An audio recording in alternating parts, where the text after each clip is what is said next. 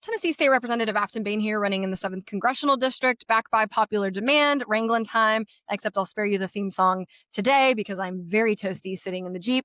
But let's talk about why small businesses aren't doing well. So, one is high cost and shrinking margins. We are experiencing the longest period of inflation on consumer goods since the 1980s, coupled with really high utility costs. And you can check out my previous video as to why we are experiencing those really high utility costs. Tennessee's tax code is also rigged to favor big corporations rather than Main Street and small businesses. And especially in urban cores like Nashville, Clarksville, the rent and utilities and insurance is a lot to handle, in addition to wanting to pay people a living wage. And so it makes it nearly impossible for these small business owners to even keep a margin.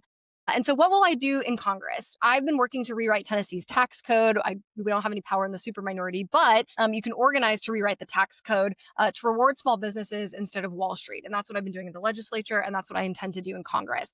And with that extra money, once we close those loopholes, we make things more fair, we can expand access to affordable capital in the form of grants rather than loans so that a family owned business, a small business, doesn't have to compete with Wall Street backed chains. And then finally, I will absolutely leverage federal grants and incentives to help small businesses cover the rising cost of rent and insurance, especially in cities like Nashville. For me, this isn't about profit, right? These small businesses are at the heart of our communities. They want to do the right thing. They want to reinvest back in our community. They want to pay people a fair wage.